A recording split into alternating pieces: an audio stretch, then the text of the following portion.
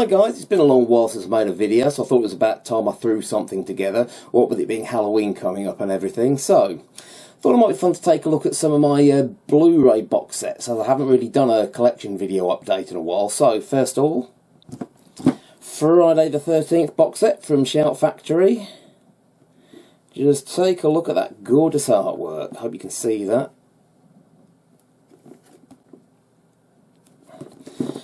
Got all 10 films on here, plus Freddy vs Jason and the 2009 remake. Also comes with a nice bonus disc here with some additional supplemental features on them. You also get this very nice making of booklet, written by Michael Gingold from Fantasia magazine. I hope I've pronounced his name right. Comes with some nice behind the scenes footage and promo stills and stuff. Very nice set. Several of the discs come with reversible covers showing the original US poster art on one side and alternate teaser poster art on the other. Others don't for some strange reason, which is odd. There's tons of extras on here. Pretty much everything that was on the previous DVD release has been included, as well as new stuff like location footage and interviews. It's a really nice set. It's got the uncut version of the original film on here, plus the proper 3D Blu-ray version of Part 3, which is nice if you've got a 3D TV and a suitable player. I got this from Amazon, although if you pre-ordered this direct from the Shout Factory website, it also came with some exclusive posters, but I wasn't too worried about those. I went with Amazon to get around the shipping charges to the UK, but definitely a must for any Friday the 13th enthusiast. Being the nitpicker that I am, though, there's a couple of things that aren't on here that I would like to have seen included. Firstly, there's a TV version of Part 6 out there which has some alternate and additional dialogue scenes in it, like where Deputy Rick is locked in the prison cell. Plus there's an additional scene in Jason Goes to Hell where the undercover cop pulls a gun out from under a towel and shoots Jason with it right before the police ambush. Now these aren't included on here, although images and clips from them can be seen online. Would have been nice if they sourced that footage too, but no matter, this is still an awesome set. The discs are Region A though, so if you live outside the US, you're going to need a multi-standard Blu-ray player in order to watch these.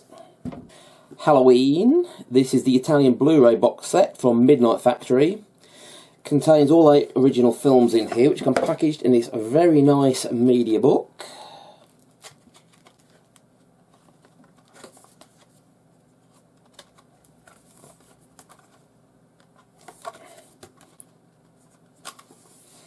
It's also got the long fabled producer's cut of Part 6 on here, which is the main reason I wanted this.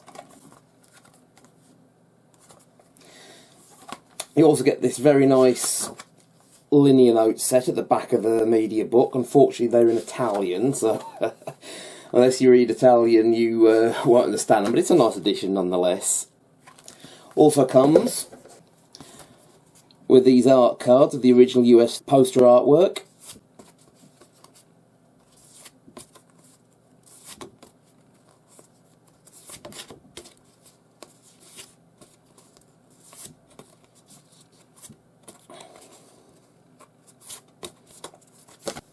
Now this release has got pretty much everything that was on the US set from Shout Factory. However, it doesn't have the 2 Rob Zombie remakes that were on that one, which I'm not really bothered about because, let's be honest, they weren't really that good.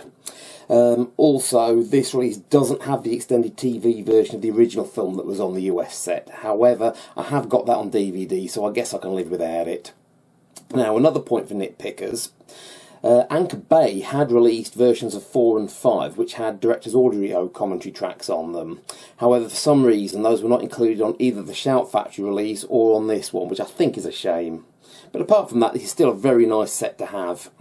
Now obviously the menus on this are in Italian, but they're easy enough to navigate and the films themselves are of the English version. So yeah, very nice box set. Maybe not quite as definitive as the US Shout Factory release, but it was a damn sight more reasonably priced.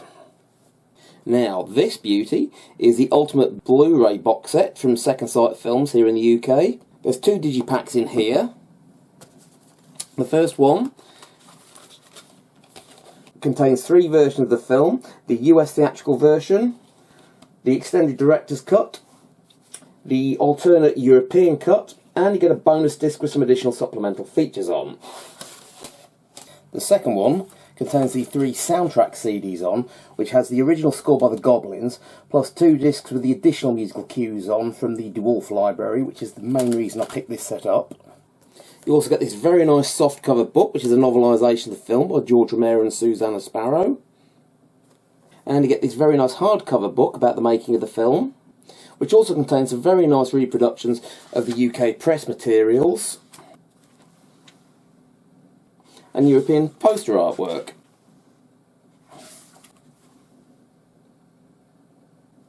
You also get these very nice art cards. I don't know if you can see those.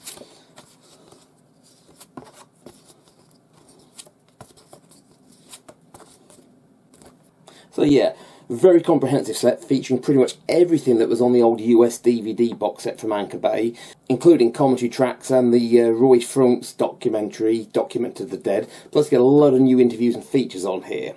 Again though, being the nitpicker that I am, there's a couple of alternate commentaries from other releases that aren't on here that would have been nice if they'd been included, like the old Laserdisc commentary by George Romero, and there's an old UK DVD commentary by Tom Savini.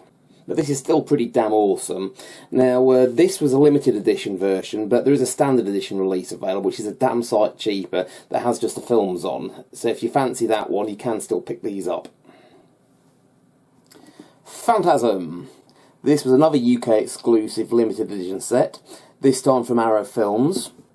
Comes packaged with this reproduction Phantasm ball, which you might have seen before in one of my videos, as it's on display on one of my shelves. You also get all 5 films which come on these digipacks. Don't know if you can see those.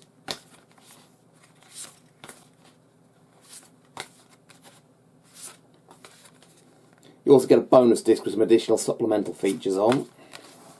You also get this very comprehensive book on the making of the films, which comes packaged with behind the scenes footage and publicity stills from the films.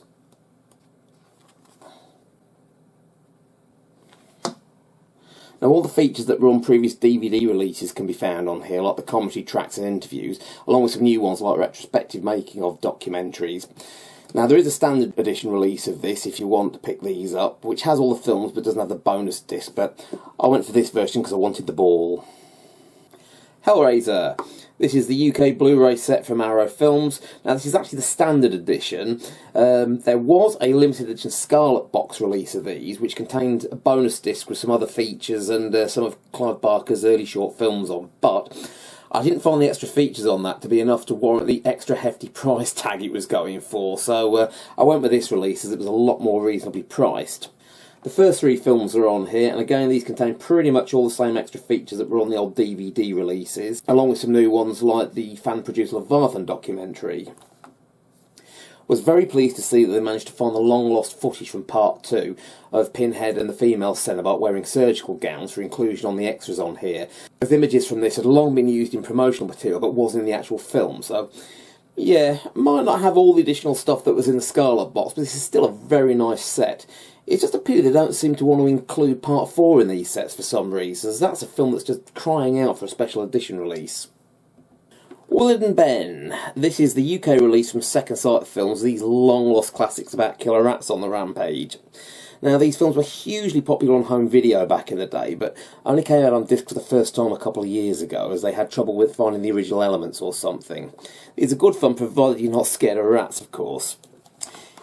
Here are the cases themselves. The second film is a little bit tamer than the first, and strangely even has Michael Jackson singing on the soundtrack, but they're both still bloody good fun. It's a really nice set, which comes with commentary tracks, trailers and interviews. I think these are actually copies of the US Shout Factory discs that they've ported over. Now, you can pick these up separately, but I went for the box set as I just love the artwork on it. It also comes with this rather nice poster. Now for some pure class. The Bloody Terror box set, the films of Norman J. Warren. Now, if you're not familiar with his works, the director did a lot of behind-the-scenes stuff in film and on TV, and every so often he'd get asked to direct various low-budget horror films. Now, this is the UK limited edition set from Indicator Films, which has 5 of his more infamous films on it. They come on these digipacks, which feature the original UK poster artwork on them. You'll notice I'm having to cover up this one here, because YouTube will get upset. Now, the films on here are Satan's Slave, which is kind of like the old Hammer horror film To the Devil a Daughter, but with more nudity and violence. Prey, which is a very bizarre sci-fi horror about an alien visiting Earth that gets mixed up with a lesbian couple. Yeah, you heard that right. Terror, which is a supernatural horror that attempts to rip off Dario Argento's Suspiria. Inseminoid, which is a low-budget alien knockoff that was filmed at the Chislehurst Caves in Kent. And the extremely fun Bloody New Year, about a group of teenagers who stumble across a remote haunted hotel located off the coast of Wales. Now, this is a great set for cult British horror aficionados. There's tons of interviews, retrospective documentaries and comedy tracks for each film on here. The set also comes with these reproduction lobby cards from the film Satan's Slave.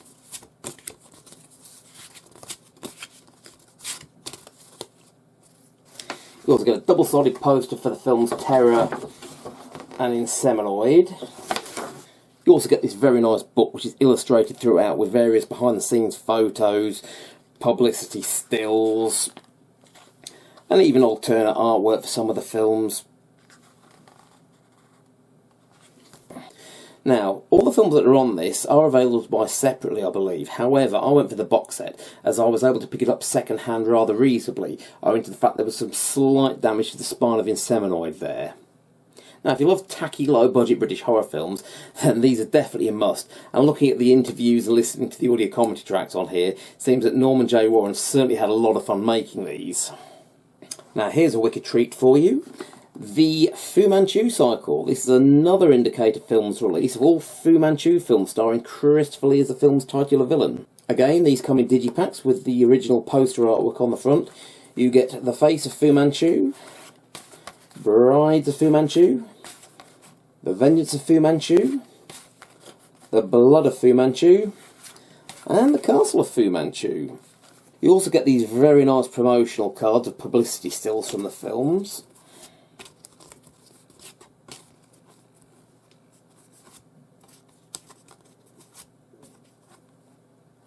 And this rather nice promotional poster of the first two films, Face of Fu Manchu and The Bride of Fu Manchu.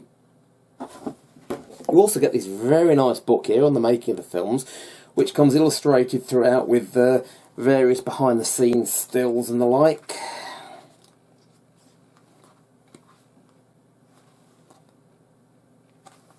And alternate poster artworks. Now, if you're not familiar with these, they're based on a series of detective stories that came out in the early 1900s and were in a similar vein to Sherlock Holmes, but were a lot more violent. Now, if you haven't seen these, then I would like to recommend them to you. The filmmakers did tone down the sex and violence for the earlier films, but then Jess Franco got involved for the last two, whereby they got progressively more sleazier. Now, these are not the sort of films that you could make today, not only because the easily offended brigade would get all uppity over the bad guy being Chinese, but also because he was being played by the quintessentially British Christopher Lee. Now, this is a really nice set, which is full of interviews with the surviving members of the cast and crew, and you also get archival features with Christopher Lee on here, plus a series of commentary tracks with various film historians. Not horror, but if you're a fan of Christopher Lee, then I would definitely recommend these to you. Colour for Colombia. I'm not sure you can actually class this as a box set, as there's only 2 discs on here, but it's a collection of the 6 films he made whilst he was at Columbia Pictures. Comes in this slipcase. You get 2 Blu-rays with 3 films on each, and this very nice booklet here, which gives you a bit of insight into the films he made whilst at Columbia Pictures. It's also illustrated throughout. The films that are included on here are The Black Room, which is a historical drama about a brother and his evil twin, in which Karloff plays both roles. Then you get a series of films in which he plays various mad doctors. There's The Man They Couldn't Hang, The Man with 9 Lives, Before I Hang, The Devil Commands, and The Boogeyman Will Get You, the last one actually being a horror comedy. There's also quite a decent stack of extras on here, including commentary tracks by various film historians like Kim Newman and Stephen Jones, and there's a bunch of radio plays that Karloff did on here. Definitely one for lovers of classic black and white horrors. The House Collection box set. This is the UK release from Arrow Films. It's got all 4 films on here in these standard cases. You get House, and if you can see that, House 2, The Second Story, House 3, The Horror Show, and House for the Repossession. I don't like that artwork they've used. I wish they'd used the original UK box artwork for this, as it was a lot more in keeping with the others. And you also get this very nice hardcover book on the making of the films. This one again illustrated throughout with various behind the scenes footage and publicity stills and the like. Foreign artwork. Very nice and comprehensive. Now, if you're unfamiliar with these, the first two are the best as they're more comical. The third one is basically a low-budget rip-off of Shocker and was not really intended as a sequel to the first two, but the European distributors decided to release it as one anyway.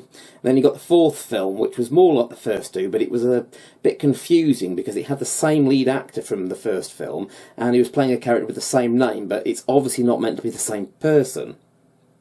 All the films come packed with extras like commentary tracks, interviews with the cast and crew, and retrospective documentaries.